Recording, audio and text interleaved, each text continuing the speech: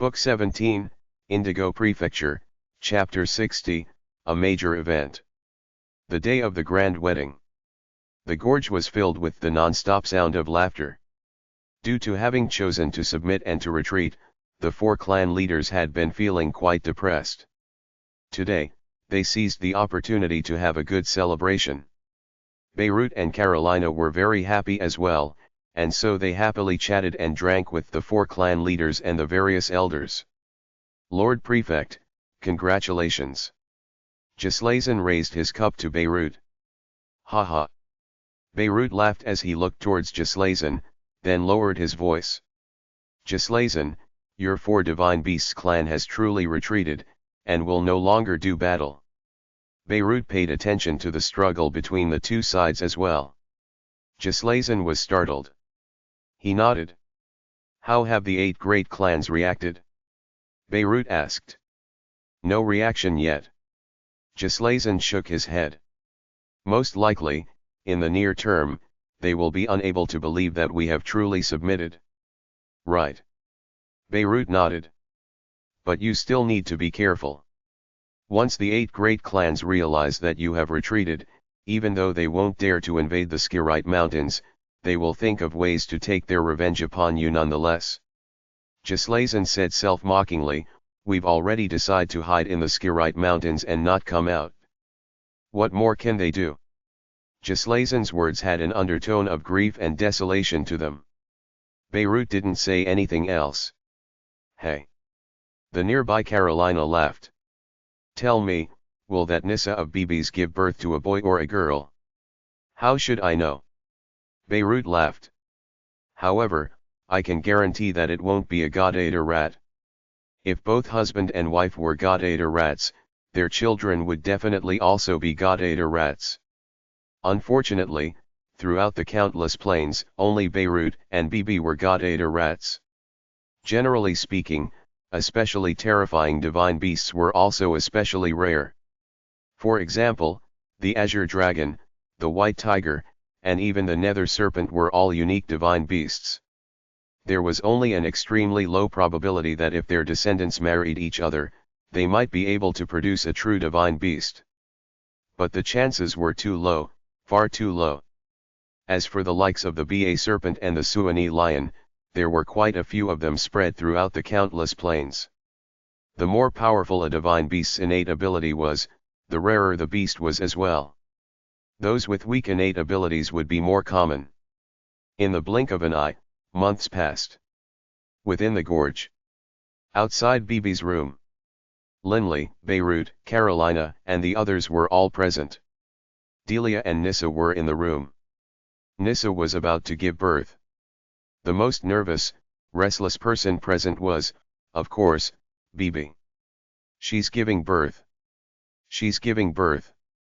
Bibi stood outside the room, mumbling to himself while walking back and forth, completely unable to come to a halt. Bibi, just sit down. Linley couldn't help but laugh. How can I sit down? The muscles throughout Bibi's entire body were taut and quivering. He glanced at Linley. Boss, I'm so nervous, my heart's about to leap out of my body. You want me to sit? Ugh. Why isn't it out yet? It's been so long. Beirut laughed. Bibi, Nissa just went in. It's going to be a good while longer. Bibi had no choice but to endure it. Right now, the passage of every single second, to Bibi, felt very long and slow. Yaaaa. Suddenly, a high-pitched sobbing sound rang out. Bibi seemed to have been hit by lightning, and he stood there stupidly. Kriak. The door swung open, and Delia walked out. She glanced sideways at Bibi. Bibi, why are you standing there like an idiot? Aren't you going to go in? Only now did Bibi come to his senses, and his body transformed into a blur, entering the room. Delia laughed. Bibi actually went numb. When you were giving birth to Wade, Bibi was telling me I was too nervous. But he's even more nervous than me. Linley laughed. Delia glanced at him grumpily. Don't be so smug. When Taylor and Sasha were born, I heard that you were so nervous, you were sweating everywhere. You, a mighty, venerable saint-level expert. So nervous that you were sweating. Linley could only laugh awkwardly. Moments later, Bibi and Nissa walked out from the room. Bibi was beaming so widely, his mouth threatened to split apart. He was holding an infant in his arms. Nissa was a human, and so her baby was naturally a humanoid as well. However, this infant was like Gislason. Although it had the lineage of a divine beast, it wasn't a true divine beast. Boss. Bibi looked excitedly at Linley. Look, this is my child. This is the child of me, Bibi. Haha, Bibi, have a child of my own as well. Bibi was so excited, his entire body was shaking. Come, let me hold the child. Beirut laughed. Right. Bibi very carefully handed the child over to Beirut. Beirut took a careful look at the child. Oh, so it's a girl. The lineage of the god-eater rat in her veins isn't bad. Still, to activate the divine beast lineage in her blood will be rather difficult. Up till now, Beirut still had yet to find a perfect way to draw out the innate divine ability of his descendants. The four divine beasts clan had their ancestral baptism, allowing their descendants to possess the ability to dragon form and even have the innate divine ability of a divine beast. But of course, the strength of the innate divine ability was connected to the purity of the lineage. Girls are good. Girls are good. Bibi continued to beam, his lips wide. Today he was simply too excited. Bibi was a divine beast, the god-eater rat. With such a monstrously powerful innate ability, naturally he wouldn't have too many progeny. For example, although Beirut had 3 sons, they were triplets, that was the only reason why he had 3.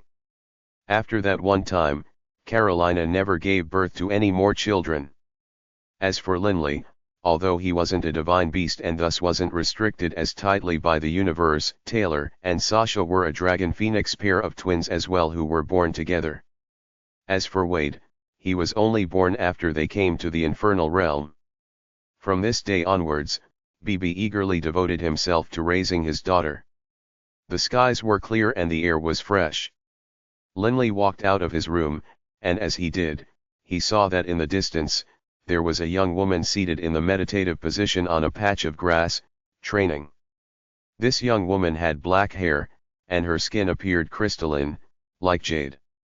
This was Bibi's daughter, Ina Yene. It will be very hard for Ina to even become a deity.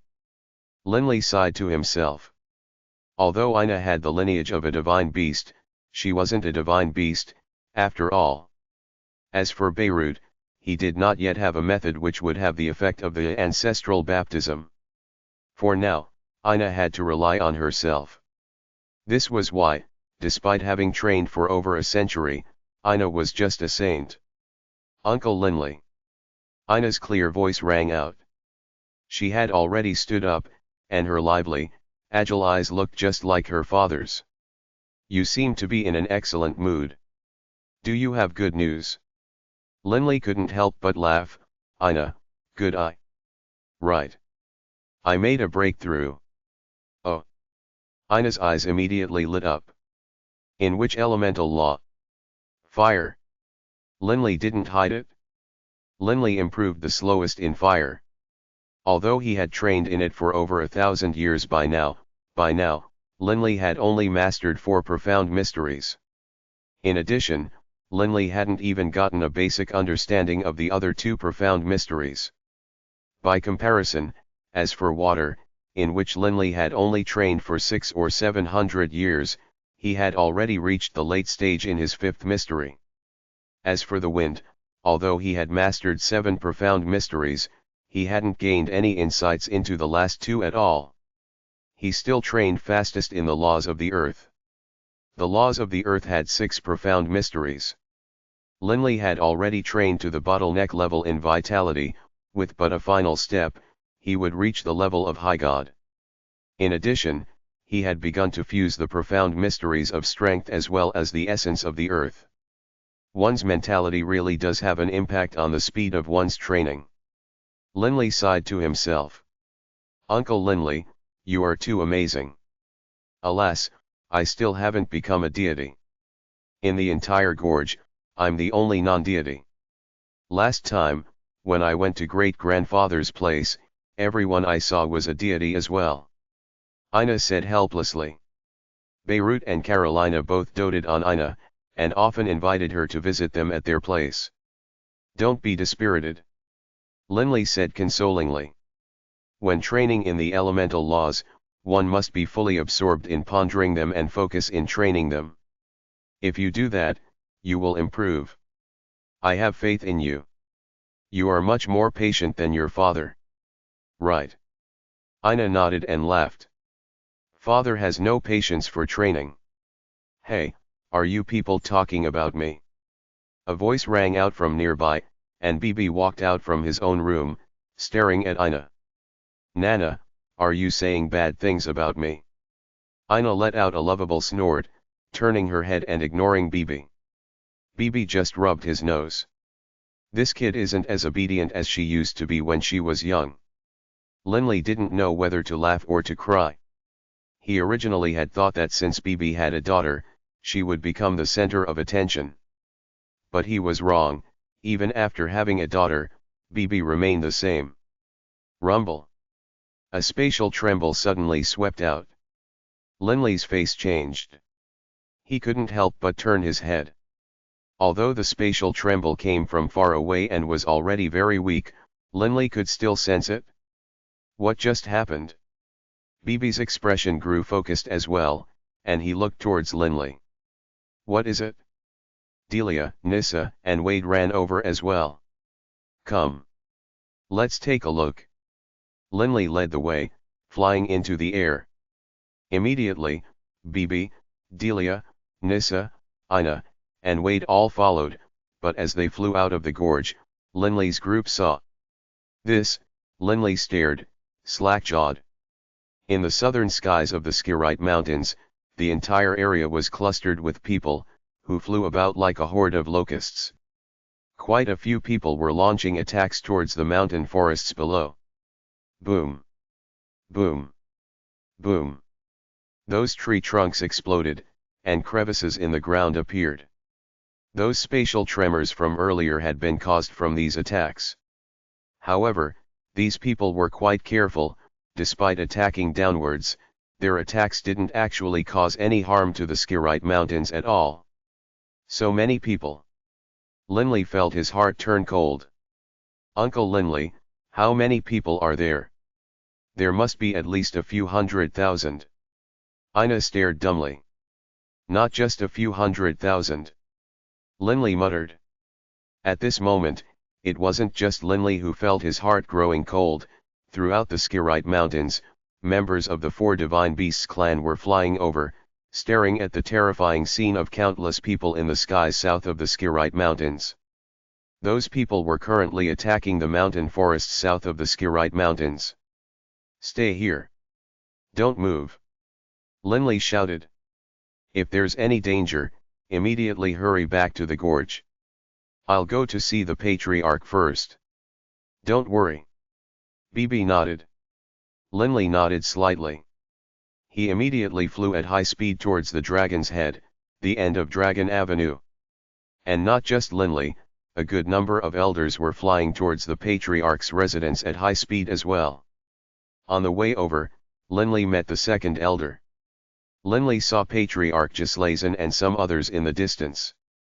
They, too, were looking towards the south. Patriarch. Linley flew over. Linley, you came. Gislason chuckled towards Linley.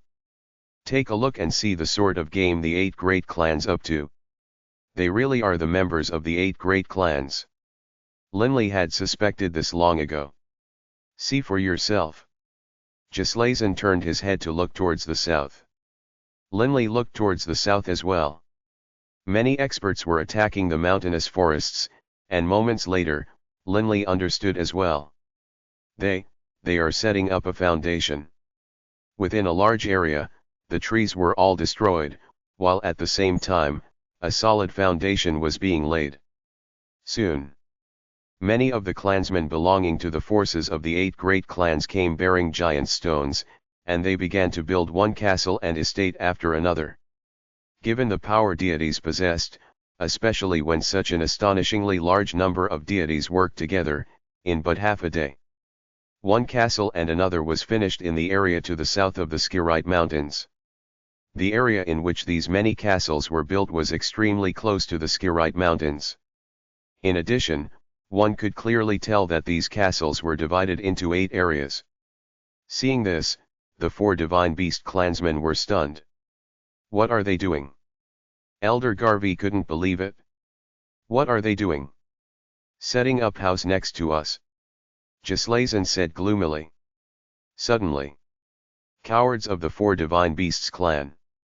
A wild, savage sound echoed throughout the air above the Skirite Mountains. Haha, I didn't expect that the descendants of 4 sovereigns would actually turtle up here in the Skirite Mountains and be afraid to come out. Haha. All the clansmen living within the Skirite Mountains heard this laughter. All the clansmen were enraged. You fellows are quite good at hiding, aren't you? Fine, then. Hide. Our 8 great clans will just live right here next to you. As long as a single member of your clan exits the mountain, we will kill him or her. If you want, you can forever hide in there like cowards and never come out. Haha, 4 divine beasts clan? More like 4 pests clan. Haha. Anyone with courage, step out. Our 8 great clans will welcome you at any time. If you don't have any courage, then just keep hiding. Waves of laughter continued to echo out from outside. Their voices shook the heavens like thunder, echoing within the Skirite Mountains. Book 17, Indigo Prefecture, Chapter 61, Group Battle. The countless members of the Azure Dragon clan who lived in the Skirite Mountains all heard these insults and the mockery. Many clansmen were infuriated. Fierce looks flashed through their eyes, and they could no longer endure it. Bellowing, they flew out from throughout the Skirite Mountains. Kill! Kill these bastards! A large number of figures rose from within the Skirite Mountains. Moving as fast as lightning, they wildly charged towards the south. Many of them were patrol guards. Many of them were so angry that their eyes had turned crimson, and quite a few other warriors charged towards the east as well. They had gone mad. The 4 divine beasts clansmen had been enraged to the point of insanity. Being killed was nothing more than their severed heads falling to the ground, but the insults the other side was hurling caused these clansmen to go wild. Countless years of pride made it so that these tribesmen weren't able to endure it any longer. Bastards! Elder Garvey, standing by Linley's side, was staring angrily, his eyes crimson as well. They had elected to retreat, because they had realized the hopelessness of the clan's situation. But now, the enemy had come right up to them, cursing them out while pointing their fingers towards the 4 divine beasts clansmen's noses. Everyone found it hard to endure this. All of the elders were growing utterly enraged. Even Linley, upon hearing the mocking laughter, felt fury rise in his heart. These 8 great clans are forcing us to go battle them. Return! All of you, return! Gislason roared loudly. Those reproving shouts echoed throughout the Skirite Mountains, but many of the ordinary clansmen had never even met the patriarch. In their rage, how could they possibly recognize their patriarch's voice? They didn't care who was ordering them to stop, they still charged towards the south. All of them wanted to drink the enemy's blood and devour the enemy's flesh. Rumble! More than 10,000 clansmen filled the skies. They threw themselves towards the outside. Even though they were still quite some distance away, they attacked wildly, causing material attacks and spiritual attacks to instantly fill the heavens. Kill! Many clansmen within the Skirite Mountains who hadn't flown out yet attacked savagely as well. Rumble! The skies shone with all sorts of lights, which rushed towards the south in a wave. Rumble! The many clansmen of the 8 great clans all unleashed their terrifying attacks. The color of the sky itself changed. The countless attacks clashed and intersected in mid-air, causing an ear-piercing, rumbling sound. Many attacks, however, passed through to the other side. Bang! Boom! The 4 divine beasts clan. The 8 great clans. The bodies of their clansmen exploded in mid-air or tumbled directly to the ground. Kill them! Their blood boiling, these enraged clansmen attacked, ignoring all else. However, because many of the clansmen had halted after being ordered to stop, only 10,000 or so had truly charged over. All of those clansmen who had charged over immediately dragon-formed. They would either kill their enemies, or they would themselves die. The world shook with countless rumbles. Surrounded like this, those clansmen who had originally elected to remain within the Skirite Mountains felt their own rage rise as well. They weren't able to endure any longer. Even Linley felt a murderous intent rise in his heart. Quick, all of you, go stop our clansmen. Quick! Gislason roared angrily towards Linley and the others. They are just throwing their lives away. Yes, Patriarch. Linley and the group of elders were enraged, but all of them had no choice but to forcibly swallow their anger. They scattered everywhere throughout the Skirite Mountains, loudly shouting, "Stop! All stop! Stop! Stop!" After all, it was the clan leaders and the elders of the 4 divine beasts clan who had made the decision to stop fighting against the 8 great clans. The high-level members of the clan knew, but the ordinary clansmen didn't know. The ordinary clansmen were as proud and arrogant as they had been, 10,000 years ago. They weren't able to endure this sort of humiliation. Thanks to the shouts and roars of the elders, as well as the shouts of the many patrolling warriors who were following the commands of the elders, the insanity slowly began to fade away. In that short while, tens of thousands of 4 divine beasts clansmen had died. But of course, the losses of the 8 great clans weren't light either. "All of you, back!" Linley roared at one clansman after another. Many of those clansmen had unwilling looks in their eyes, which were filled with rage. They all stared towards the south. After so many years, quite a few members of the 4 divine beasts clan had gotten to know Linley. The prestige and authority of the elders was still very effective. All of them thus refrained from charging over. "Elder Linley, are we supposed to just take it without fighting back?" A youth looked at Linley frantically, his face completely red with rage. Linley was stunned. Just let them ride roughshod over us. To just let them insult us like this. The youth's body was trembling. "I would rather die and take a few of them with me, rather than accept this sort of humiliation. Elder Linley, are we really not going to fight back?" Quite a few clansmen looked towards Linley, their eyes filled with a hint of despair. Being insulted and cursed at by others, but not fight back. This was more agonizing to the 4 divine beasts clansmen than killing them. "We will have our revenge," Linley growled. "Don't worry. We will have our revenge." Only now did the clansmen feel slightly better. They all listened to Linley and began to return, but as Linley stared at the surrounding area, he saw that most of the infuriated clansmen had been stopped by his shout. When Linley had just arrived at the 4 divine beasts clan, he hadn't felt too strong a sense of belonging towards the clan. This was because, deep in Linley's heart, he had always considered himself to be Linley Barak.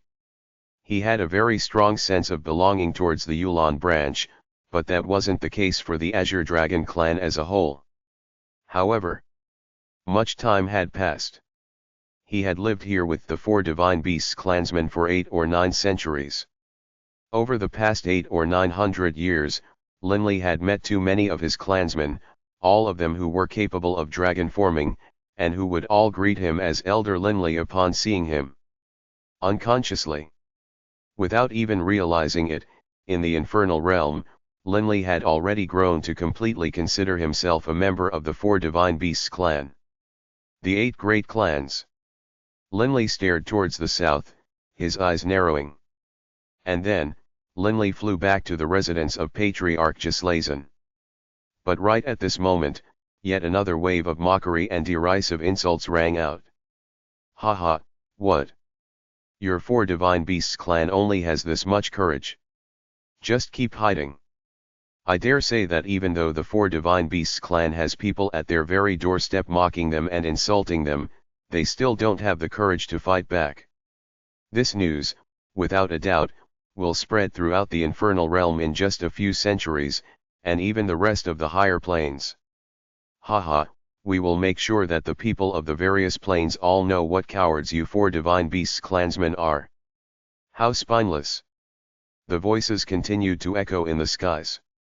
The elders had already returned to the side of Patriarch Gislason, all of them utterly enraged. "I didn't expect the 8 great clans would be this despicable." The second elder was so angry that even his beard was trembling. "When they spread this news throughout the other planes, the various clans will look down upon them as well." "Look down upon them?" Patriarch Gislason laughed coldly. "You are wrong. The 8 great clans, when spreading this news, will definitely make it all the more colorful.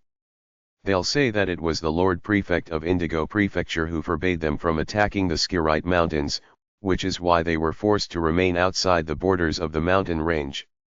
This news will perhaps enhance the reputation of the Lord Prefect of Indigo Prefecture.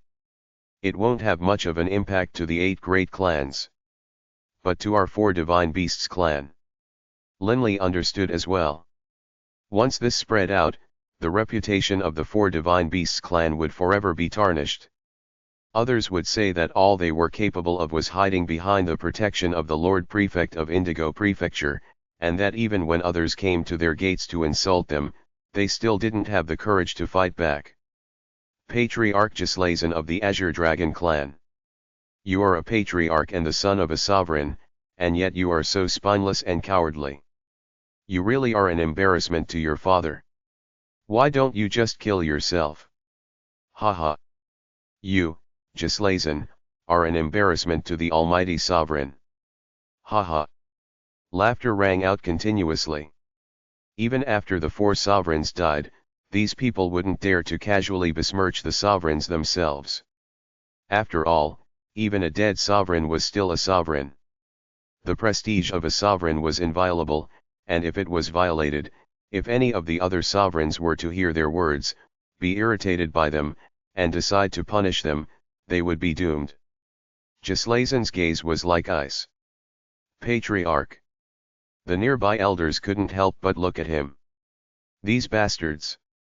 Elder Garvey let out a growl, and he immediately transformed into a ray of light, flying towards the north.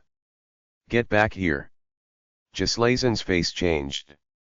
He immediately flew in pursuit, and Linley and the other elders followed him. Although Gislason was far faster than Elder Garvey, the Skirite Mountains were only so large. By the time they caught up, Gislason and the others had already reached the borders of the Skirite Mountains. "Garvey! What are you doing?" Gislason grabbed Elder Garvey. "Patriarch." Garvey stared at Gislason. "Oh. You finally found the courage to come out." 10 or so figures were hovering there in mid-air, and they glanced over. They clearly had noticed Gislason and the others. "Gislason, what are you doing? Not only are you not fighting back, you aren't going to let others fight back either? Ha ha." Gislason turned to look at them. "And who the hell do you think you are?" Gislason's eyes radiated frost. "Let the nether serpent, Edric, and the others come over." The leader was a big fellow that was more than 3 meters tall. Snickering, he said, "Gislason, 100 years ago, I might have asked the patriarchs to come over upon hearing your words. Unfortunately, you are not nothing more than a coward who doesn't even dare to fight back. What right do you have to invite my patriarch over? I feel ashamed just speaking with you. Impudence." Gislason's face seemed to have been covered by ice. "Bastard." Garvey, furious, gnashed his teeth, charging forward once more. Hold it! Gislason grabbed Garvey and shouted at him. Patriarch! Garvey turned to look at Gislason, shouting angrily. Hey, kid! The muscular fellow glanced disdainfully at Garvey. From the looks of you, your rank in the Four Divine Beasts clan should be fairly high. But in all these years, in all the battles between our 8 great clans and your clan, I've never seen you. Garvey's body trembled. Indeed. Over the many previous years, because Garvey was one of the slightly weaker elders, he had never gone to Budbat Gorge, nor had he fought on behalf of the clan. He had watched as the other elders sacrificed themselves for the clan, and as he did so, he had always felt guilt in his heart. Patriarch. I, Garvey, am an elder, but in all these years, I've never had the chance to do battle. Garvey's eyes were bloodshot, and he stared savagely at the Patriarch. I imagine that in the future, I won't have the chance to battle the 8 great clans either. Today, just grant me my wish. Gislason was stunned. Elder Garvey, Linley hurriedly spoke out as well. Garvey, don't. Gislason hadn't even finished his words before Elder Garvey let out a low laugh. Bang! Suddenly, a terrifying azure aura emerged from Elder Garvey's body, and he immediately broke through Gislason's grip as his body split into 2. One was an ordinary divine earth clone, which remained. As for that body which was brimming with azure light, it seemed to have transformed into an illusory dragon, bellowing as it charged towards the south. Sovereign's might? Retreat. The face of that burly warrior changed dramatically. The 10+ people by his side had changed as well. They hurriedly scattered in each direction, while the leader let out a low growl. His own body became covered with an azure aura as well. This man was an expert of the Barbary clan, skilled in using water. Garvey, Linley watched, stunned. Garvey opened his mouth, and instantly, an enormous illusion of an azure dragon that was more than 10,000 meters long appeared. An enormous dragon roar shot out, immediately enveloping all of the 10+ people who had wanted to flee. Their bodies stiffened, and they became paralyzed. Innate divine ability, Dragon Roar. Swoosh. Elder Garvey immediately scurried over, attacking those people who had been affected by the Dragon Roar in quick succession. Bang! Bang! Garvey only had the chance to kill 2 of them, before that man who had also used Sovereign's might interposed and blocked him. The 2 experts began to battle wildly, exchanging multiple blows. Garvey's thigh was torn open, and blood splattered everywhere. In terms of power, Elder Garvey was still quite a bit weaker than this muscular man of the Barbary clan. Patriarch, quick, save him. Linley let out a low growl, and he charged forward as well. At the same time, boom! An earthen yellow light surged out from Linley's body. It was a drop of Earth-type Sovereign's might. But right at this moment, swish! Swish! Swish! Swish! 6 more figures flew out from the 8 great clans' forces, their bodies also radiating that terrifying, powerful aura of Sovereign's might. Clearly, they had come to jointly attack and kill Linley. Linley was by himself. How could he possibly overcome these 6 enemies? Gislason's face changed dramatically. He shouted loudly, "Quick, retreat!" At the same time, an azure aura burst forth from his body, and he too transformed into an azure ray of light, streaking through the skies. Book 17, Indigo Prefecture, Chapter 62, The Thorn in Their Side. Elder Garvey's battle against the enemy expert resulted in the aura of Sovereign's might filling the area, causing the other 3 clan leaders of the Four Divine Beasts clan to hurry over. When they saw those 6 figures simultaneously attack Linley, their faces all changed. Not good. All 6 of them are using Sovereign's might, and 2 of them are patriarchs. The Vermilion Bird matriarch recognized the enemy experts from far away. How can this be? The 8 great clans have gone mad.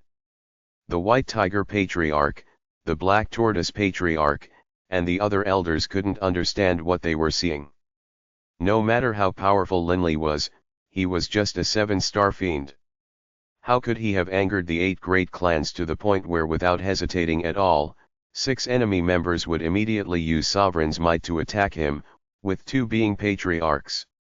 Of the 8 patriarchs, 7 were a Sovereign's emissary, while the 8th was the most powerful of them all. What sort of status did the 8 of them have?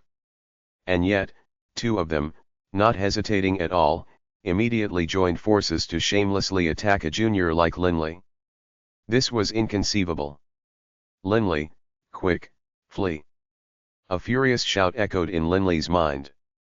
At this moment, Linley also noticed out of the corner of his eyes that 6 enemy experts were attacking. He couldn't help but feel shocked. 6. All using Sovereign's might. Murderous looks were in the eyes of the 6, and they looked like 6 tigers that wanted to devour a little lost sheep. Haha, Patriarch, this Linley actually flew out of the Skirite Mountains. This really is an opportunity which the heavens had gifted us with. An extremely muscular man whose entire body was covered with a white robe sent through divine sense. We have to seize this opportunity. We must kill him, no matter the cost. He won't be able to run. The 6 stared at Linley fixedly. Over the past 1,000 years, their 8 great clans had wildly attacked the 4 divine beasts clan, precisely because they were afraid that they might take too long and allowed Linley to become a high god. They wanted to force Linley out. But, over so many years, Linley had never come out. Linley's existence was a thorn in their side. A bone sticking in their craw. Even in their dreams, they dreamt of destroying this disaster waiting to happen. And now, today, heaven had given them the opportunity to do so. How could the 6 of them show any mercy? They didn't show mercy. But as for Linley, he was no fool. He knew his own limits. Seeing the 6 of them charge over, Linley hurriedly retreated while shouting frantically with divine sense, "Garvey, retreat!" In the same instant as he hurriedly retreated, with Linley at the center, an earthen yellow light sprang out in waves, immediately extending to create an enormous spherical region with a diameter of 500 meters. It immediately caught the distant elder Garvey and his opponent, still locked in battle. Blackstone Space. The Blackstone Space was the ultimate technique of Rice Gem. Today, Linley actually used Earth-type Sovereign's might to unleash this technique, which was an Earth-type attack to begin with. Using Earth-type Sovereign's might to unleash it, the power of this Blackstone Space had been lifted to an unprecedented, powerful level. The divine power of a god, when using this Blackstone Space, was capable of affecting weak 7-star fiends. The divine power of a high god, when using this Blackstone Space, was capable of affecting even experts who were close to the rank of Azura, Rice Gem's level.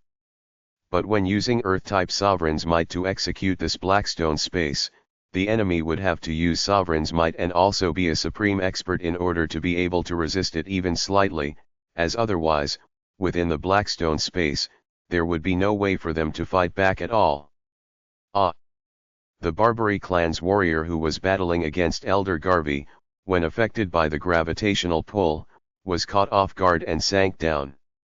In a battle between experts, the slightest flaw was enough to cause one's death. Bang! Elder Garvey seized the opportunity to launch a palm slap against the head of the Barbary clan warrior, whose head exploded as a divine spark flew out. The Barbary clan elder had died. But right at this moment, swoosh! 6 figures charged straight into the Blackstone Space. The Blackstone Space was simply too large. If they wanted to kill Linley, they would have to draw close to him. Even though they knew how powerful the Blackstone Space was, they still had to charge in first. But the power of the Blackstone Space was even greater than they had expected. Blackstone Space, repulsive force. The 6 figures that had been charging into the Blackstone Space suddenly slowed down. Caught off guard, 2 of the figures even were pushed backwards by the repulsive force of this Blackstone Space. They had charged straight in, but then suddenly were thrust out by the repulsive force.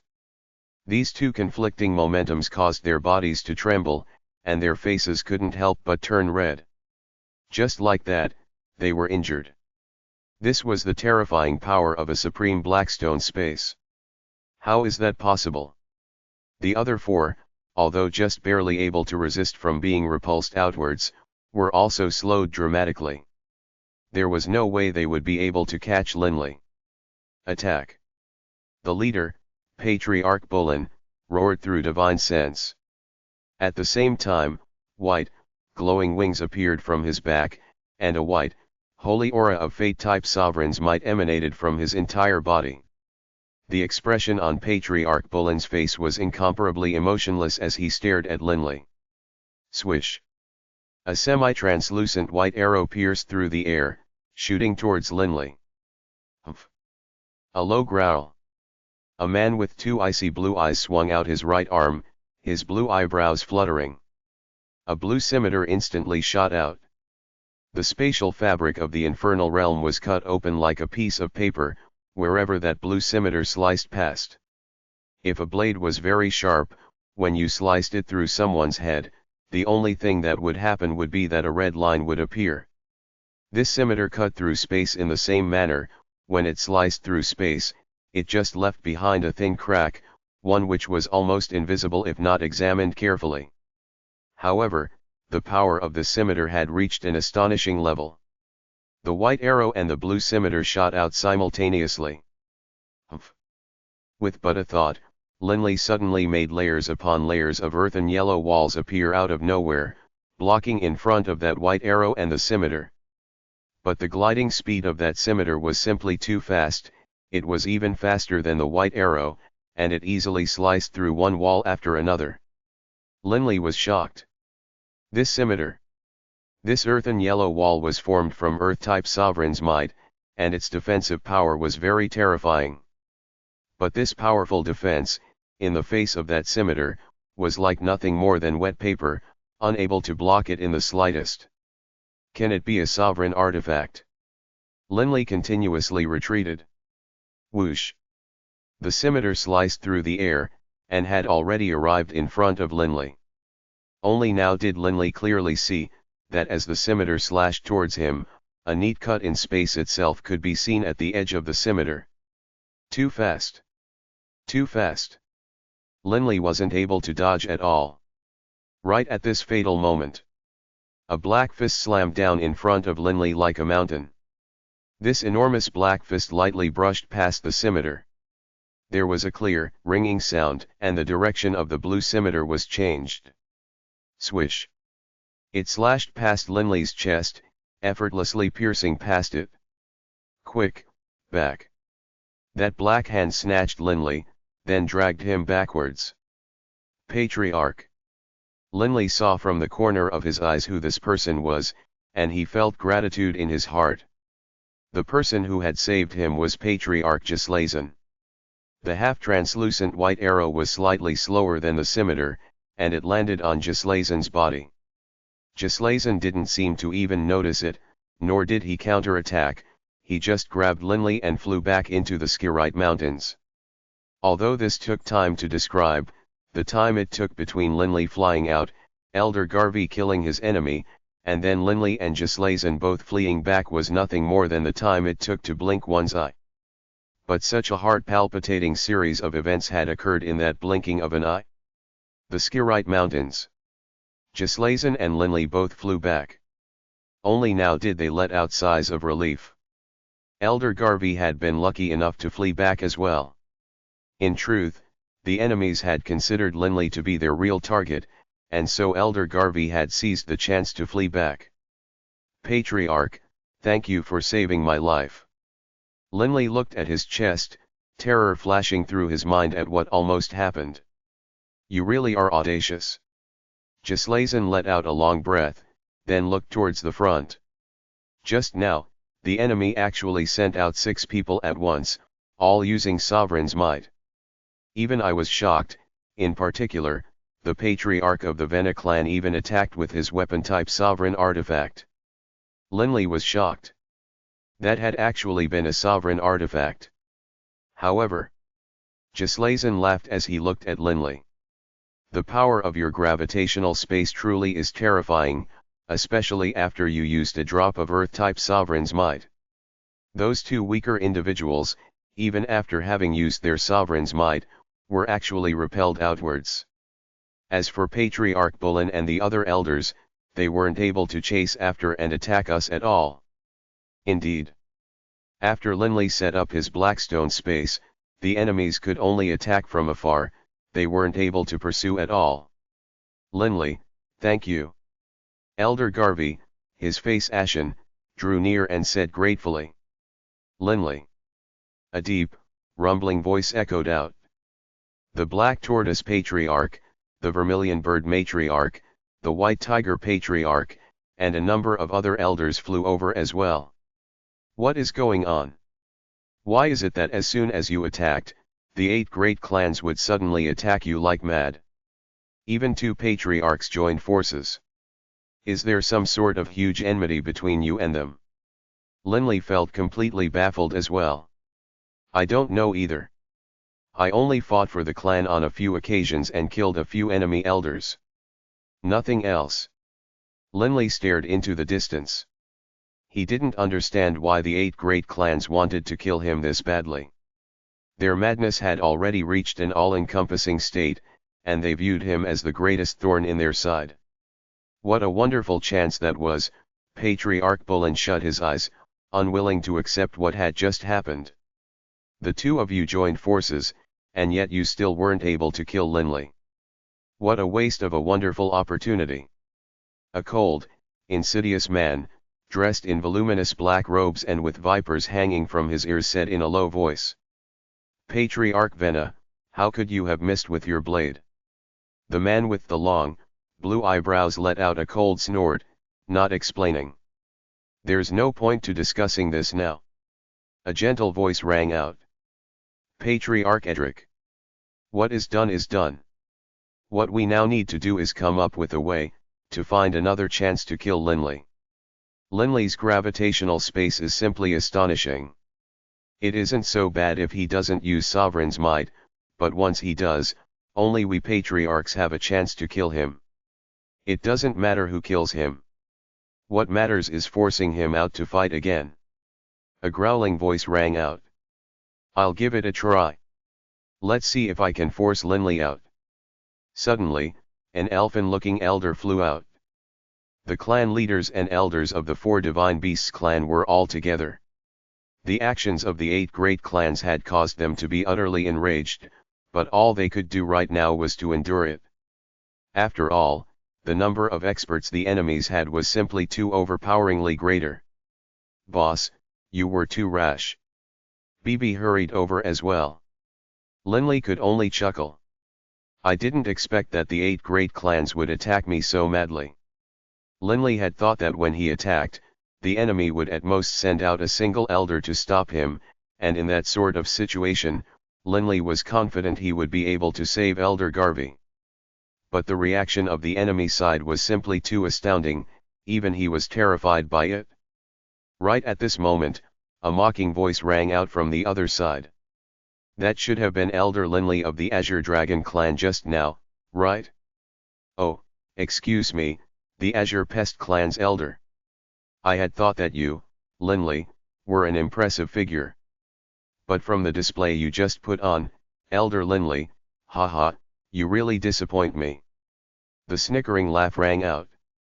I, an ordinary elder of the Edric clan, am here right now.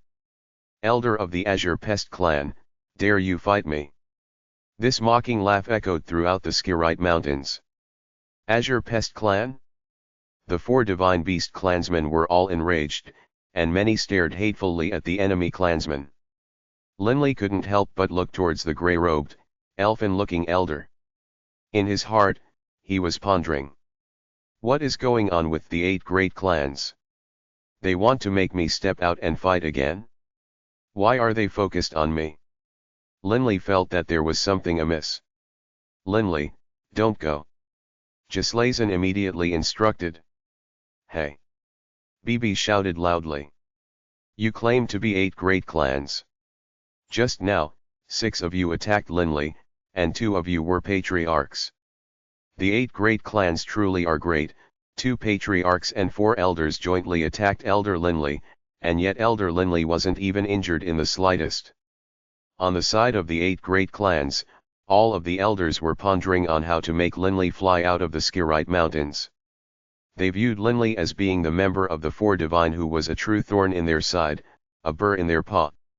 Book 17, Indigo Prefecture, Chapter 63, A Turn of Events. The borders of the Skirite Mountains. The clan leaders and elders of the 4 divine beasts clan were all gathered together, holding a secret meeting. This tactic of the 8 great clans wasn't a particularly brilliant one, but it really was vile, venomous, and vicious. When the 4 divine beasts clan had decided to withdraw from battle, this decision had already caused them teeth-gnashing agony. But now the 8 great clans came and openly mocked them and satirized them. This was like pouring oil onto a flame. The battle that resulted caused the 4 divine beasts clan to feel angered, enraged, hate-filled. The 4 clan leaders and elders were discussing how to resolve this matter, while Linley was pondering this matter as well. Why exactly do the 8 great clans want to kill me so badly? To the point where even 2 of their patriarchs would be so shameless as to join forces to attack me. Linley was filled with confusion. At the same time, Linley also looked towards the outside, but as he did, Linley suddenly frowned in puzzlement. Hey, what are they doing? The 8 great clans had actually sent out several warriors who, working together, were shifting over a small mountain that was 1,000 meters wide and nearly 100 meters tall. The mountains of the higher plains were astonishingly heavy. Given the size of this dwarf mountain, one could imagine how much it weighed. Why did they move a mountain over? Bibi looked over, puzzled. Gislason and the other clan leaders, as well as the elders, all looked over as well. Everyone was rather puzzled. Those warriors sent out their strengths in unison, directly tossing the dwarf mountain in front of them. It landed to the ground with a massive boom sound, striking heavily down at the demarcating region between the Skirite Mountains and the base of the 8 great clans. That arrogant-looking man with the long green eyebrows flew towards the dwarf mountain. Him. Linley wouldn't forget this man. It was he who had used the weapon-type sovereign artifact to attack Linley. The green-eyebrowed man flipped his hand, and instantly, a large amount of green energy knives flew into the air, slashing past the dwarf mountain. Immediately, large amounts of rocks and stones were smashed apart. The wind howled and pebbles blasted everywhere. In but a few moments, the appearance of the dwarf mountain had changed. It was now 800 meters in diameter and 50 meters in height. An enormous dueling platform. Swoosh! A skinny youth with cold, insidious eyes suddenly flew over to the dueling platform. He swept everyone with his gaze, then said brightly, "You say that we are fighting you in groups? Fine. Today, let's fight one-on-one. Nobody will be permitted to interfere in a duel. Linley, you killed my older brother. Today, I challenge you, Linley. Linley, dare you accept my challenge? Linley, dare you accept my challenge?" This voice echoed throughout the Skirite Mountains, reverberating in the heavens. Even Delia and Wade, originally in the gorge, heard this voice calling out to Linley. Worried, they all flew out. Everyone looked at Linley, waiting for Linley to respond. "Linley, don't go fight," Gislason said softly. "Linley." Delia had already flown out. Linley nodded towards Delia, then smiled. At this time, the voice turned satirical. "You don't even have the courage to fight one-on-one." Humph. Mocking, disdainful words. Despite that, however, quite a few people on the enemy side were staring at Linley, waiting to see his reaction. "Bibi, Delia, Wade. Let's go back." Linley just smiled calmly, then turned and left. Linley could tell that the 8 great clans clearly wanted to incite him to go out and do battle. But after the previous experience, where 6 major experts had attacked him en masse, Linley had come to an understanding. The 8 great clans wanted to kill him very much. If I go accept a challenge now, that isn't valor, that's idiocy. Seeing Linley fly into the inner regions of the Skirite Mountains, the patriarchs and elders of the enemy clans couldn't help but feel resigned. Just now, when all of you attacked without killing Linley, I knew that Linley would definitely grow cautious. To force him to come out now, difficult. A deep, rumbling voice rang out. There's no point to saying these things now. The 8 patriarchs were filled with regret. They had the perfect chance just then, but they had missed it. Kill Linley now. Linley wouldn't be so impulsive as to give them the chance. Within the Skirite Mountains. The Great Gorge. 3 days had gone by since the 8 great clans had moved over. During the past 3 times, the 8 great clans had especially arranged for a group of people who, working in shifts, spent their entire time cursing, insulting, and mocking the 4 Divine Beasts clan. Of course, they would occasionally have to rest, but the majority of the time in each day was spent cursing and mocking. It seemed as though mocking the 4 Divine Beasts clan was a source of amusement for them. And of course, they would call out some elders and clan leaders by name, including Gislason and the other 3 clan leaders, as well as Linley. These names were often singled out for ridicule. Even though Linley knew that this was a treacherous plot by the enemy side, Linley still grew infuriated upon hearing it.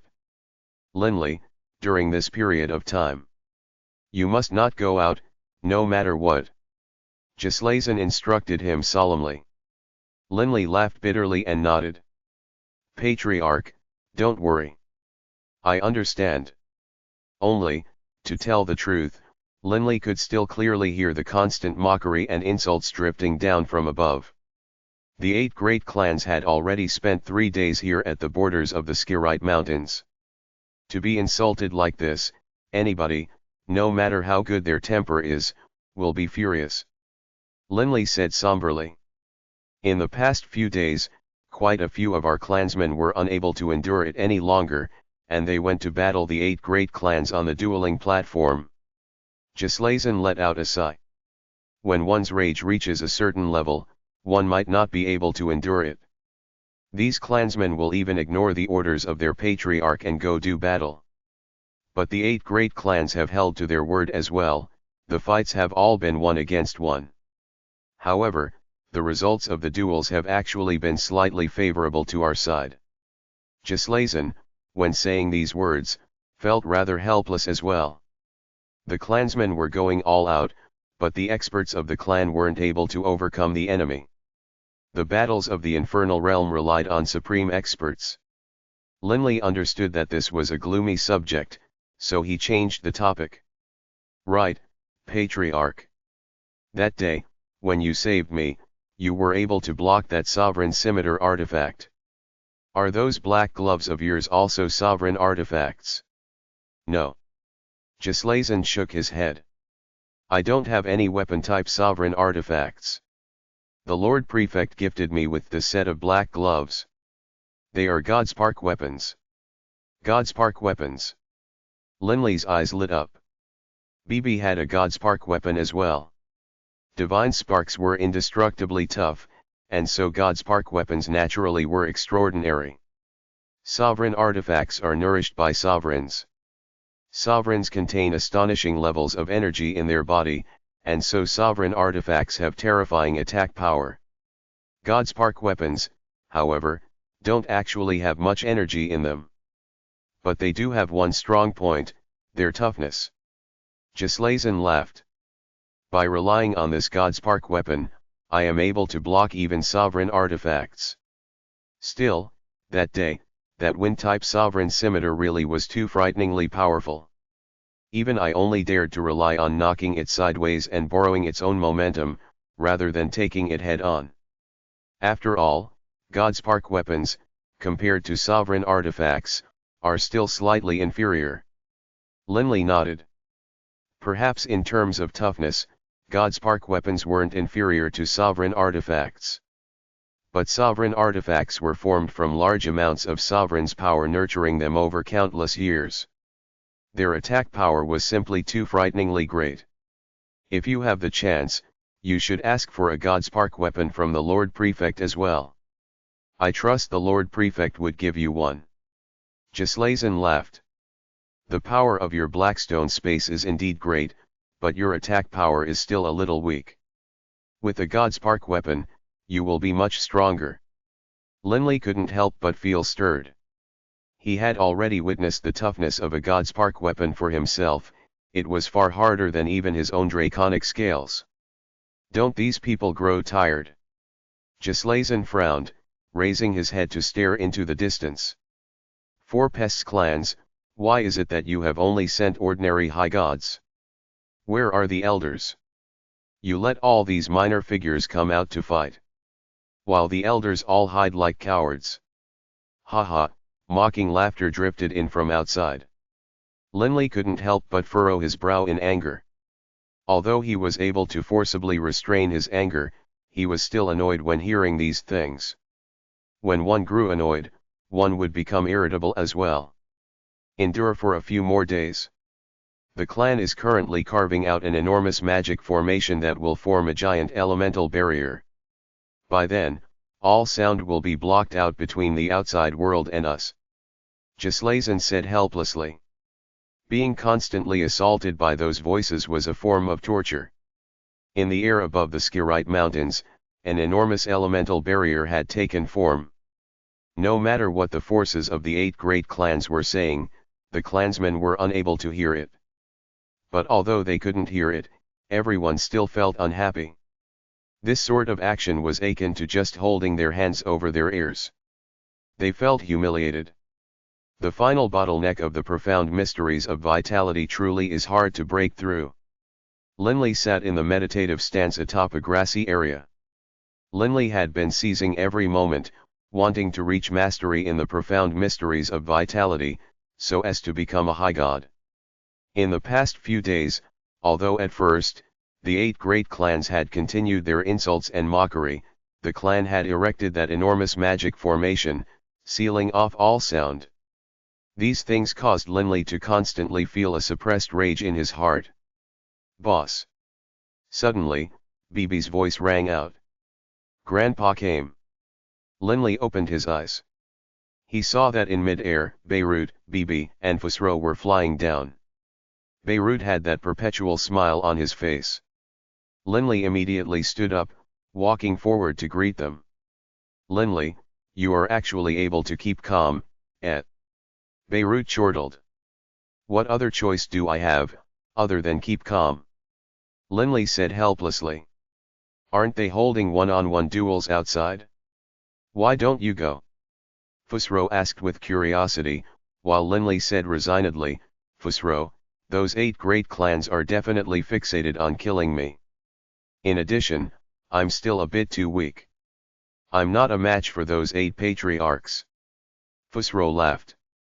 I have to tell you, if you don't go now, in the future, it'll be hard for you to find another opportunity like this. What do you mean? Linley asked disbelievingly. In the future, he wouldn't have a chance to go out and fight? Linley looked suspiciously at Beirut and Fusro. Lord Beirut, what are you two?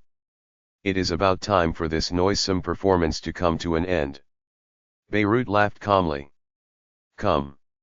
Take me to your patriarch. Grandpa, the patriarch doesn't know that you are here. Bibi was rather astonished. Fusro laughed resignedly. Your grandpa wanted to see you right away, so he flew over here directly. Those patrolling warriors recognize myself and Beirut, so they didn't dare stop us. Just as they spoke, several whooshing sounds rang out. Lord Prefect. Gislason and several others flew over. Lord Prefect, you should have informed me that you were coming. I would have gone to welcome you. Gislason said with a laugh. Beirut just laughed calmly. Enough, Gislason. Hurry up and give the order to your elders as well as important clansmen. Have them all be summoned here. Today, I will help your 4 divine beasts clan and the 8 great clans resolve the bonds of enmity and hatred that have ensnared you. Gislason was stunned. And the elders behind him were stunned as well. In recent days, especially after the 8 great clans had moved to the Skirite Mountains, Gislason and the others had long ago begun to feel exhausted from the ongoing mental pressure. None of them knew when this would come to an end. Sometimes, they too wanted to act as those ordinary clansmen had. To go crazy, and to go battle against the enemy. But they were clan leaders and elders. They had to consider what was in the best interests of the clan. The pressure of carrying these heavy burdens had nearly driven them mad. Lord Prefect, what did you just say? Gislason stuttered. Isn't this what you've always wanted me to do? Beirut laughed calmly. A look of wild joy appeared on Gislason's face. With a bang sound, he actually fell heavily to his knees, his eyes glistening with tears. Lord Prefect, our 4 divine beasts clan will never forget the kindness you have shown us. Involuntary tears came to the eyes of the elders behind him as well. Hurry up and go invite the other 3 clan leaders. Have the Grand Elder and the others come as well. Gislason hurriedly instructed. Yes, Patriarch. These elders were moving with vigor and purpose now. Linley just stared sideways at Beirut, who turned and looked back at him. Linley, why are you looking at me like this? I somewhat can't believe it. Linley still felt as though he were in a dream. Although nobody in the 8 great clans was capable of overcoming Beirut, still, the clan had multiple sovereigns' emissaries. If Beirut was going to force them to resolve their hatred with each other, wasn't this going to cause a huge amount of trouble for him? Patriarch. Terrible news. A figure flew over at high speed. The Grand Elder, she's gone to the dueling platform. She's currently battling against the forces of the 8 great clans. What? Gislason instantly grew frantic. Let's go have a look. Beirut just laughed as he spoke. Book 17, Indigo Prefecture, Chapter 6 for Supremacy. The Grand Elder went to the dueling platform. Linley was very puzzled as well. He immediately followed Beirut, Fusro, and the others as they flew out of the Great Gorge. After flying out of the gorge, Gislason glanced sideways at the elemental barrier covering the entire Skirite Mountains, then shouted towards a group of patrolling warriors above Dragon Avenue, "Convey my orders. The entire elemental barrier is to be withdrawn and dispersed." Yes, Patriarch. These patrol warriors were rather surprised, but then they immediately came to their senses. Linley stared at the elemental barrier covering the entire Skirite Mountains. This is an insult. A humiliation for the clan. Others were insulting them, but all they could do was hold their hands over their ears, not daring to fight back. If this wasn't humiliating, what was? The dueling platform between the Skirite Mountains and the 8 great clans. After multiple battles, it was filled with countless holes already, and dark red blood stained the entire dueling platform. Arg. An illusory draconic claw pierced through the enemy's skull, then retracted. The dragon-formed Grand Elder glanced calmly into the distance. Humph. Next. This was the 3rd person she had killed on the dueling platform. The first person she had killed had been an ordinary high god who had won a previous battle. The second person she had killed was just a 6-star fiend. But the 3rd she had killed, that was an elder-level expert. Gaia. It seems today, you are looking to die. The experts of the 8 great clans hastened over as well. Looking to die? I want to see which of you members of the 8 great clans will be capable of killing me today. The Grand Elder's icy gaze swept through them, no fear in her eyes at all. The past 10,000 years had already pressured the Grand Elder to the point of madness. Her father had died, causing the Grand Elder endless grief. The clan had been unable to escape from this disaster, and as they had fled and been pursued, her husband had died. And now, a few centuries ago, her one and only son, Foreign, had died as well. And she herself had been forced to kill him with her own two hands. Who could understand the level of grief, pain, and depression in the Grand Elder's heart? Still, in her heart, she always remembered the clan, and that she had to remain strong for the clan. But in the past few days, the 8 great clans had been like mosquitoes, constantly mocking and insulting the 4 Divine Beasts clan to the point where the clan had even been forced to set up an enormous elemental barrier. This sort of action caused the Grand Elder to feel humiliated. She wasn't able to endure it any longer. She didn't want to continue suppressing herself either. She was afraid that she would go insane. Kill, then. Kill to her heart's content. Only in slaughter would she be able to vent the rage and grief in her heart. The Grand Elder stood there arrogantly on the dueling platform, her silver mask smudged with a hint of blood. Who will come fight against me? No matter who comes, I will accept the challenge. The Grand Elder's gaze swept past the 8 patriarchs as she snickered. The 8 patriarchs all felt that this was rather troublesome. The second-generation members of the 4 Divine Beasts clan all had sovereign artifacts. Gislason, for example, had a soul-protecting sovereign artifact. As for the Grand Elder, Gaia, she had an armor-type sovereign artifact that was fused with her draconic scales. Although the 8 great clans didn't fear her, the Grand Elder was very hard to deal with, given that she had an armor-type sovereign artifact. Patriarch Barbary, it should be easier for you to deal with her. You go. Patriarch Bullen said. Patriarch Barbary swept his tiger-like gaze forward towards her. Nodding slightly, his body suddenly flickered as he flew atop the dueling platform. I knew that it would either be you or Vena. None of the other 6 dare. The Grand Elder snickered. This armor-type sovereign artifact made it so that the Grand Elder could ignore the material attacks of the enemies, while she herself could use her powerful body to attack. The Grand Elder's soul defense was also very strong. After all, she had that azure glow that was her innate ability, as well as an ordinary soul-protecting artifact. But of course, although she was powerful, the 8 enemy patriarchs were also powerful. Gaia, today is the day of your death. A deep voice rang out, which seemed to reverberate within that mighty chest. Patriarch Barbary, more than 3 meters tall, extended his right arm. A long blue whip suddenly appeared, tens of meters in length, like an enormous blue serpent. Who knows which of us shall be the one to die? The Grand Elder said in a fierce voice. And then, her body suddenly shot forward, instantly passing through the dueling platform.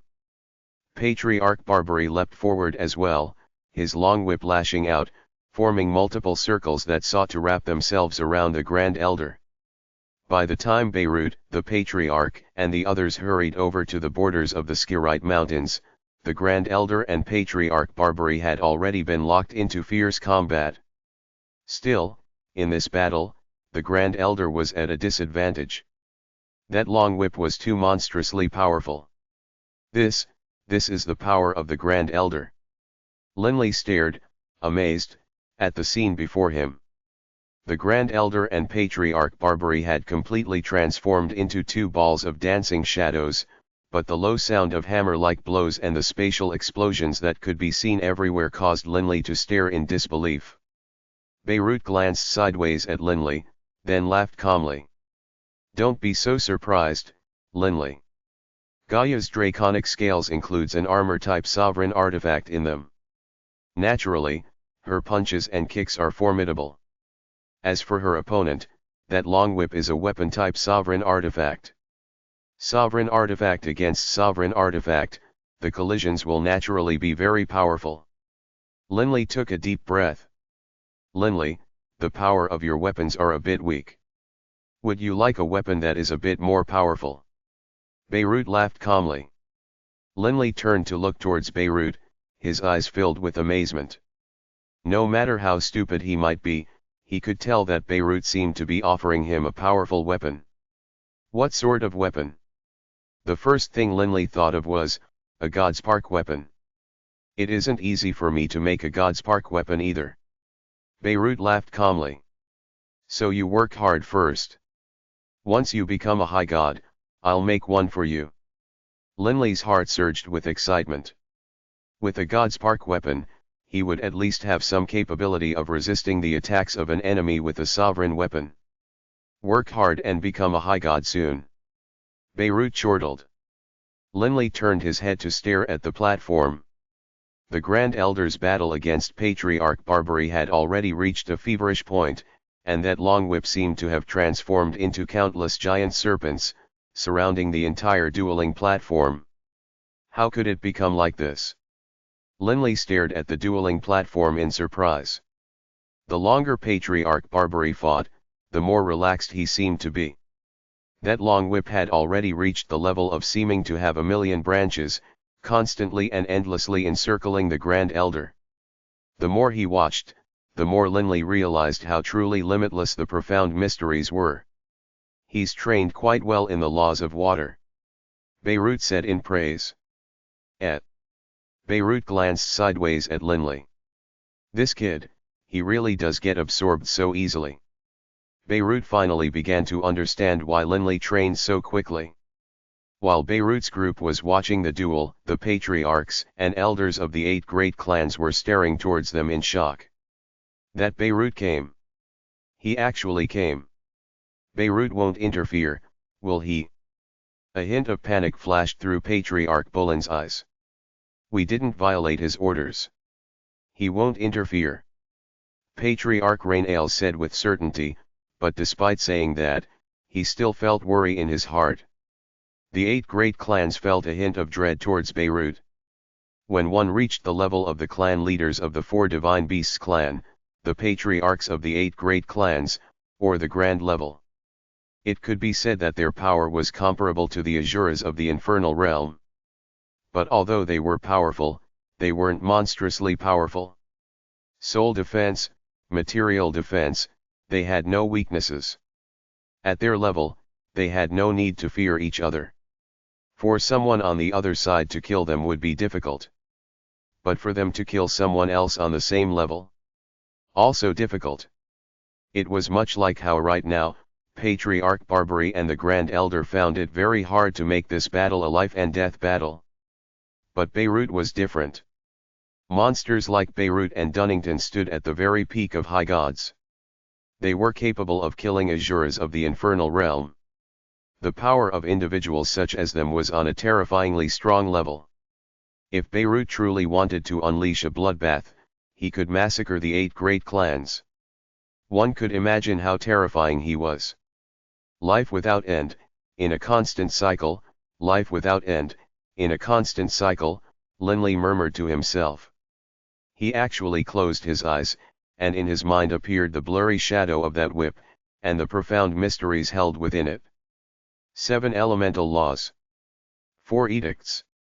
Although they had different names, they all had some commonalities. For example, earth had the essence of the earth, while fire had the essence of fire. Some soul mutants, in turn, were capable of fusing and simultaneously using profound mysteries from different laws. Why were they able to fuse them? Because they had commonalities and shared characteristics. Different laws weren't completely separate, their profound mysteries were all interconnected. The elemental laws of water had a hint of a connection with the profound mysteries of vitality of the laws of the earth. At this moment, Linley just so happened to seize that connection. Linley was completely absorbed in his insights, but Gislason and the others were growing somewhat frantic. Lord Prefect, my little sister's situation is becoming worse and worse. Let's pause it. Gislason wanted to pause it, but he didn't have the ability to. 2 sovereign artifacts were clashing against each other. He didn't dare to intervene.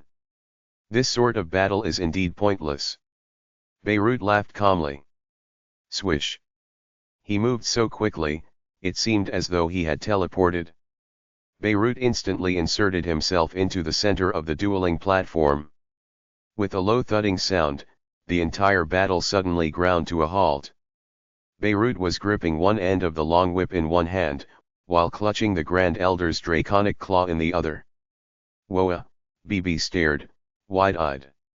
Too powerful.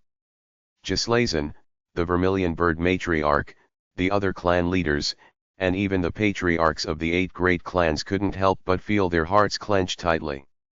The Grand Elder's punches were comparable to the attacks of a sovereign artifact, while the long whip really was a sovereign artifact, and had transformed into countless movements. But Beirut had effortlessly grabbed each with a single hand. He dared to actually grab sovereign artifacts with his bare hands. The power and might of Beirut caused Gislason and the others to be completely stunned.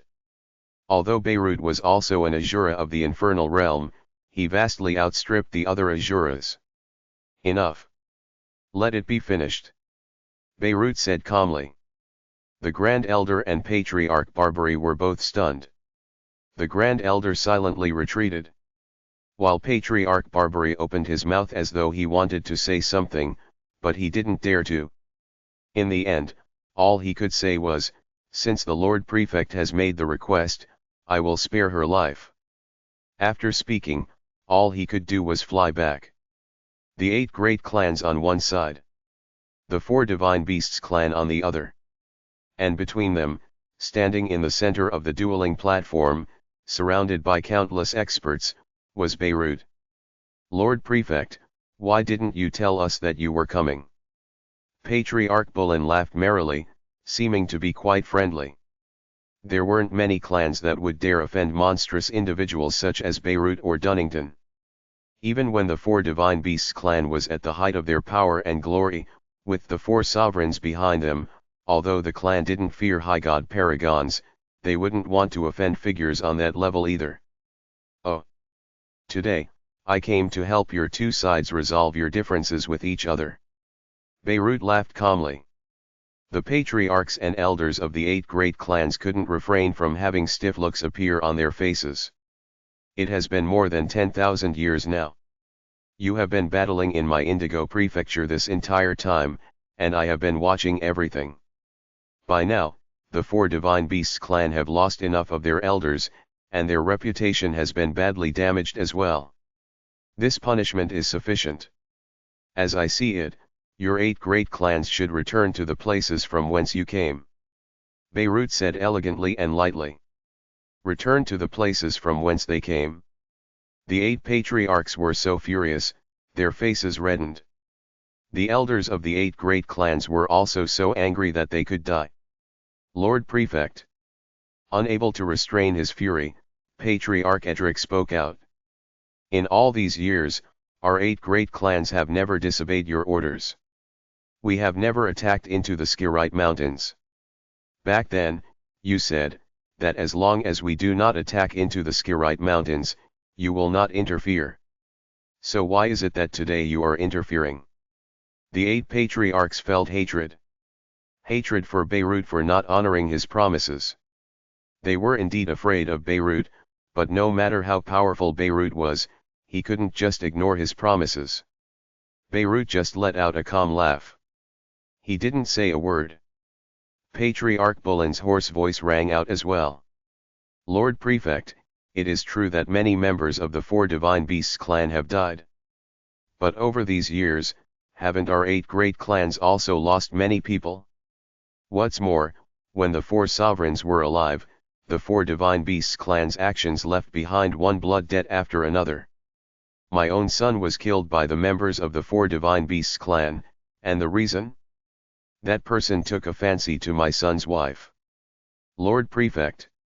The Nether Serpent Patriarch also said in a low voice. "I had 9 sons and daughters, but now only 1 is left. The other 8 all died, and all of them died unjust deaths. Even if our Barbary clan ignores the other blood debts which were incurred, if it weren't for the fact that we hate them so much, why would we be willing to sacrifice even our elders, for the sake of eradicating them?" "Beirut," Rainael said in a low voice. "You and I are both emissaries under the command of the blood-rich sovereign. I imagine you know my story, you tell me.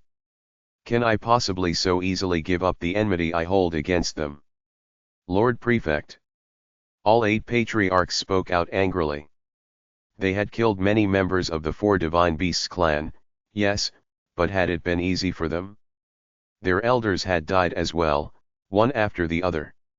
In addition, the stockpile of sovereign's might which their 8 great clans held was smaller than the stockpile held by the 4 divine beasts clan. In fact, over the course of revenging themselves upon the 4 divine beasts clan, the 8 great clans had actually lost slightly more elders. It was only because those losses were evenly spread amongst their 8 clans that they had been able to withstand these losses. Over all these years, they too had lost around 200 elders. Their elders were also the pillars of their clans. Did they want their elders to die? They weren't willing for it to happen, but over the course of countless years, from ancient times till now, the amount of hatred that had accumulated was simply too great. They were willing to move their entire clans and willing to spend the lives of their elders in order to fight. They were even willing to use words to insult and mock. These actions were very despicable, and they cared about their face as well. Did they want to do these things?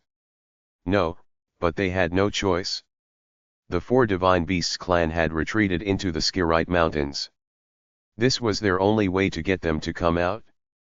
I know that your 8 great clans and the 4 divine beasts clan have great enmity. But the 4 divine beasts clan has lost nearly 90% of their elders, and their reputation has suffered greatly as well. I expect that the entire infernal realm will come to learn of these things. The glory of the 4 divine beasts clan is over, and many of their elders died. It is enough. Beirut said calmly, and what's more, in the past, they didn't exterminate your clans either. Lord Prefect, originally, you said that if we didn't attack the Skirite mountains, you wouldn't interfere. But today, Patriarch Bullen couldn't help but speak out. The other 7 patriarchs as well as a large group of elders were all staring at Beirut as well.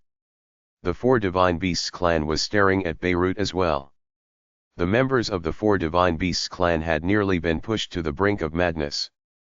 Each of them was filled with the utmost agony. They now hoped that the issues between the 2 sides would come to an end. I did indeed give my word. Beirut laughed calmly. And it is true that you have never attacked the Skirite mountains.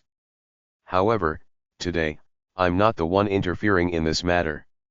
Rather, the Almighty Sovereign is. Beirut waved his hand, and a piece of lambskin parchment with complicated magic runes appeared within it. Crackle, the lambskin suddenly ignited, and a strange energy ripple spread out. The 8 patriarchs were stunned. Sovereign. They didn't dare believe it. But right at this moment, a very unique sort of energy appeared in the world. A black energy quickly began to coalesce in the skies, and this black energy was the awe-inspiring destruction-type sovereign power. To coalesce sovereign power out of thin air, what sort of ability was this?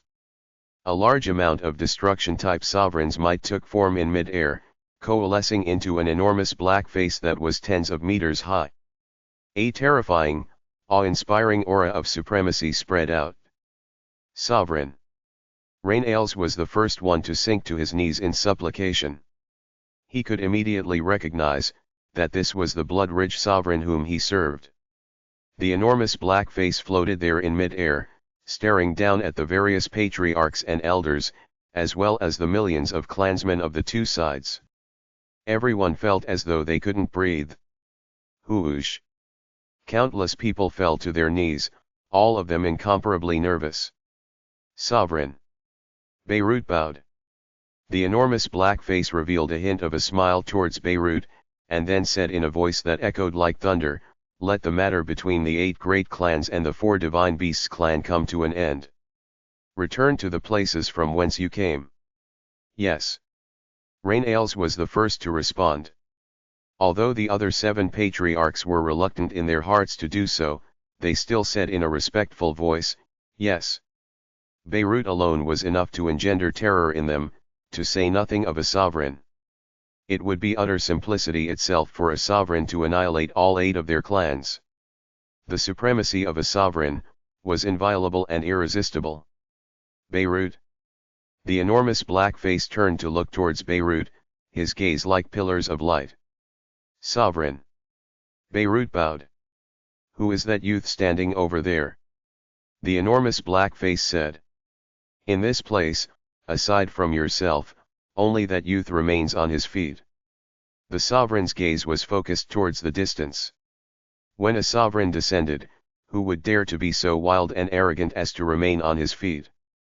Puzzled, Beirut turned his head to look, and Gislason and the others did so as well. And they saw that Linley was standing there, his eyes shut, not moving at all. It seemed as though he even had a hint of a smile on his face. Linley. Beirut felt rather amazed as well. Just now, when they saw the sovereign appear, Gislason and the others had all immediately knelt down nervously to await the sovereign's edict. Who would pay attention to Linley? Even if they had noticed anything, they wouldn't dare to make a sound. Boss. BB said frantically through their soul connection, but Linley didn't react at all. Sovereign, he's Linley, the one I mentioned to you before. Beirut said in a low voice. Oh. The sovereign looked towards Linley curiously, and the beam of light emanating from his eyes fell upon Linley. Someone is actually absorbed in gaining insights during the moment when I descend. In all my years, I've never seen this sort of situation happen before. And right at that moment. Rumble.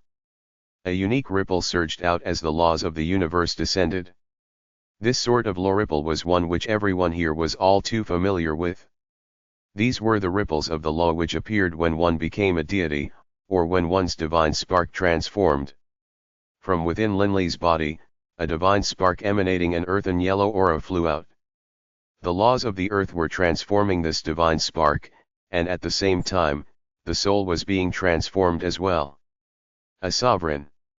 The 4 clan leaders of the 4 divine beasts clan. The patriarchs of the 8 great clans.